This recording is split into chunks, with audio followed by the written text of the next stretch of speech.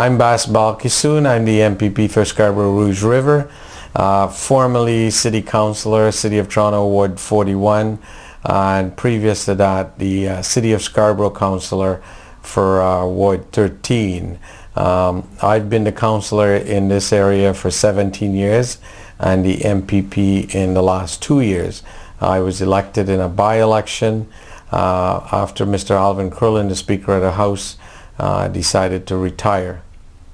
Well, there's a huge difference between the responsibilities of an MPP and a city councillor. City councillor is responsible for day-to-day services like parks, recreation, libraries, swimming pools, street cleaning, garbage pickup, the operations of the TTC, Toronto Police Services. The provincial government is responsible for laws and policy matters related to education, hospitals, health care, and workplace safety, the environment, and these things. And what we do is set policies.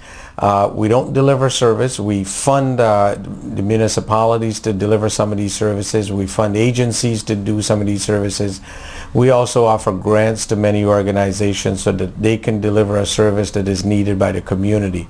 So there's a whole major difference between City Hall operations and Queen's Park operations. I'm still getting used to it. The Legislative Assembly itself, the actual legislative duties that we perform are quite different than City Hall because the legislature meets Monday to Thursday every week while it's sitting, whereas City Council meets just once a month for 4 days on a monthly basis. So it's quite different. I have to get accustomed to the schedule, but I would say I've made that adjustment. Really what I'm trying to do now is actually work on my community's behalf on the issues in the community that the provincial government can be of assistance. And some of those in the past has been education, health care, community safety. Our government has done a lot for Scarborough Rouge River in terms of community safety and education for young people that have had trouble in school or struggling and needed assistance. Scarborough Rouge River is got just over 100,000 people. There is, I believe, 85,000 qualified voters in the riding. It's one of the ridings that has the largest youth population, especially in the area east of Markham Road. I would say we also have a large population of single parents. And these are people that are looking for employment, etc. But I've lived in this area since 1974 in the Scarborough area north of the 401. In this particular riding, I've been living here since 1979, and I've been involved in my community as a president of the Ratepayers Association. I've been involved in my community as a soccer coach for 17 years. I've been involved in my parent-teacher council at the school. My family has been involved in the daycare centers at the schools. So we are a family that has taken part in just about everything in the community. Right now, I'd say the major issues in my riding is to continue to work with the school boards and the schools to make sure that the young people are getting a good education, to make sure that some of the people that were struggling before and would be tempted to drop out of high school, that we could give them the help to stay in high school and move on to community college, because our government truly believe, the future is young people with at least a community college education or a university first degree. So we have to focus on making sure that the youths understand this, and we help them to stay in school and graduate and move on to the next level of education. The other issue is prior to my election in 2005, Scarborough Rouge River was I guess an area that was probably having a lot of gun crimes. With a focused effort by the government and the Toronto Police and funding by the government, we have been able to bring that down to a level that, in the last 2 years we really haven't had any significant problems. So, my job would be to continue to make sure that the government understands that this is an area that needs help. It needs help from the police. It needs help from this education system. and that we continue to work with the young people. Along with that, we have an area in our community that needs help from the healthcare system. We're presently working on bringing a community health center to Malvern. I think that'll help the people in that area to have service close to home, and some of them who don't have a doctor on a regular basis will have the community center to go to get help. So those are the things I want to continue to work on behalf of the community. The environment is always an issue in Scarborough Rouge River. We have the largest green park in my riding, and the people here want to continue to keep it green and make sure that everybody enjoys it, and it's there for the future generation to enjoy it. I would say probably in all the Toronto or even GTA ridings, Scarborough Rouge River is probably the most diverse, because we have a fair population of people from the Orient. We have a fair population of people from all the South Asian countries. We have a fair population of all the countries from the Caribbean.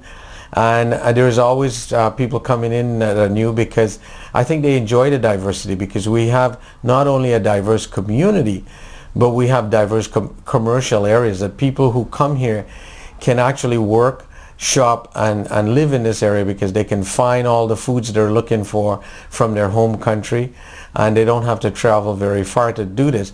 So I think probably when it comes to diversity, both in terms of people, religion, commercial, shopping, we have it all right here in Scarborough Rouge River. I try to stay in touch with all the communities. I try to go to all the various events and community gatherings, and I meet with the neighbors. I talk to the neighbors. I have 7 town hall meetings every year in various locations throughout my riding, and people come out and actually dialogue with me. So I have a very good idea of the pulse of the community at any time, and I try to respond to the concerns of the community, and I've done this over 20 years, and I think this is why the people here have worked with me very closely, because I'm out there trying to work on their behalf. And when they have concerns, I work with them closely to make sure that their concerns and needs are met. I've continuously worked with the Chinese community. A lot of the Chinese businessmen here, I have a close working relationship with them. I've watched this community go from what I would call mainstream community back in the late 70s, early 80s, and I've actually worked with the Chinese community in all the businesses that have moved up here. A lot of the shopping malls, a lot of the industrial businesses are Chinese businessmen, and I have a very good relationship with all of them. And in fact, my campaign office, as you could see, is located on a major development by a couple of Chinese businessmen who are partners, and their facility was available, and I've made arrangements to use it as a campaign office. My campaign team right now, I would say 75% or so of the people coming out to help me every day are from Hong Kong or mainland China or Taiwan, and I'm very impressed with them that they're taking an interest in politics and taking an interest in their community and coming out and working with me. So this year that's been a real plus for me, because trying to communicate with the Chinese community, Mandarin and Cantonese is now the language out here. Previous years, like 10-15 years ago, it was mostly Cantonese. So I'm having very good support, and I'm really pleased and thankful for the community for responding to work with me. One of my employees, my administrative assistant, is from northern part of China. She has brought a lot of her friends, and her friends have brought other people because they're interested in learning. And a lot of them are quite pleased to go door to door and meet people, because it gives them an opportunity to dialogue either in English or Chinese. And a lot of them have been coming every weekend, and they're enjoying it. So I get some residents that are coming too, because I've had some long time friends. I have I'd say about a half a dozen of friends that have helped me in every election. So this is the 7th campaign for some of my community residents who have Chinese background, and they've been with me from day one, and I'm really thankful for that. I was at City Hall, and I'd been there for so long that I felt confident that I could run and win at City Hall. But when Mr. Curlin, the sitting MPP, decided to step down, I made the decision to run for the Liberal Party, because I think the party recognizes community needs. I think the party recognizes what the previous government was doing wrong, and that the community needed help. And this government has responded to restoring healthcare, restoring education, taking a lot of effective decisions on community safety. So when I saw what the government was doing, I decided, yes, that I would run under the Liberal banner to represent this area, because I felt confident that this government would respond to my riding and respond to the needs of the riding. And I'm very pleased because in the 2 years that I've been in office, like I say, the crime in my community has dropped significantly because the government has invested directly in policing. They've invested directly in youth programs, youth employment. So these initiatives by this government tells me clearly that it's a government that's responsive to the people. It's a government that's listening to the people. And I would have to say that I'm very pleased of what we've done in Scarborough, Rouge River, and what we've done across the province. And I would appeal to the people in my riding that, give us that second mandate, because we have a lot more to do, and we want to continue to do the things we've been doing in the last 4 years and make sure that we have a prosperous Ontario. I wouldn't say personally I would be putting any new initiatives in the legislature. Our platform has 4 key areas of response to the public. I think some of the issues that are being responded to by the government is well thought out and responsive to what the community has been asking for. I'd be happy to work on those issues, and I think a lot of our platform responds to the people in Scarborough Rouge River, and the majority of the voters in Scarborough Rouge River will be pleased that this government is listening to what they've had to say in the last 4 years. So I would work strongly on behalf of my community to make sure that the platform that we've come out with, which is 4 key areas, that we implement all of the things that are in that platform, because to me those are the things that will make my community, will make Ontario a better place to live, work, and bring your family up in. Let's see, you mentioned 4 key areas. What are those? It was healthcare, continue to do work in healthcare, continue to do work in the education in the public school system, strengthen the public school system, greening the environment. We have a lot of environmental initiatives in our platform. And the last area in our platform is building family strength, building better communities. Some of the things we've done for families just prior to the election has been the Ontario Child Benefit, which will benefit a lot of new families, a lot of young families. A lot of things we're doing in schools and universities will benefit the young people going to university with lower tuition, more grants. We have a book grant in this platform of $300 per year for every student in university. On the healthcare side, now the government has agreed to fund the PSA test, which a lot of men over 50 have this test on an annual basis, and they were paying for it. Now the government will pay for it. We have the test that will be funded by the government for ensuring that young females are not susceptible to cervical cancer. So there's some really good things in our platform, and I think the government is responding and listening to the public. Over the 19 plus years that I've been in government, I am very pleased that the contributions I've made to my community has made a difference to this area. I first ran on the basis that property taxes were high in Scarborough. It took me quite a few years, and I had the first reassessment by the city of Scarborough in 1994, which reduced the taxes in Scarborough. And in 1997, when the government implemented current value assessment, which is one of the things I was pushing for, I would say everybody in Scarborough benefited from that. Well, at least 90% or more of the homes in Scarborough saw reduced taxes. And that has made a big difference to our community.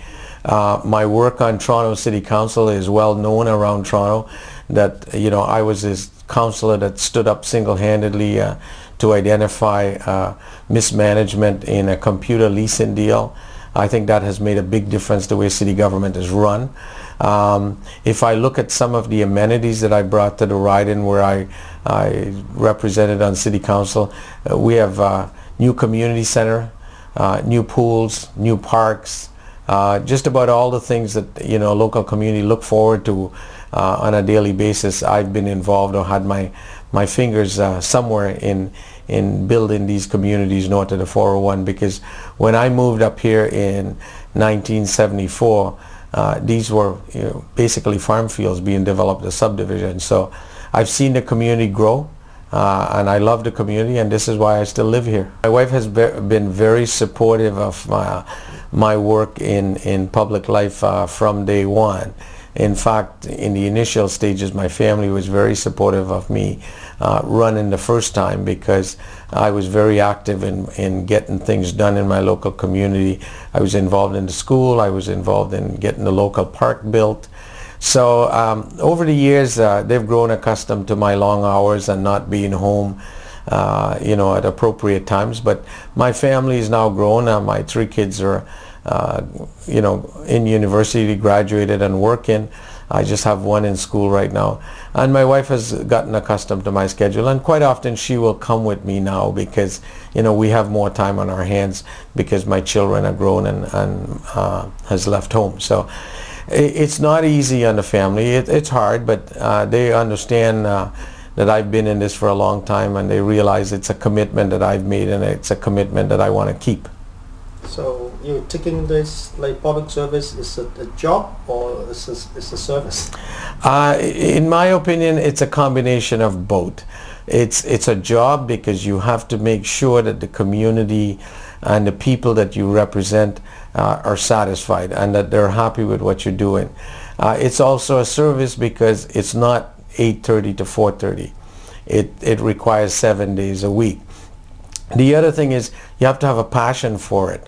And, you know, I've been involved in community work. I've been involved as a soccer coach, and I feel you know, I have a passion for working with people and seeing them strive. And when I see something that I was involved in makes a difference to someone's life, I think that's the pleasing factor of being in public life. I would say that our political system is probably one I'd support over many others.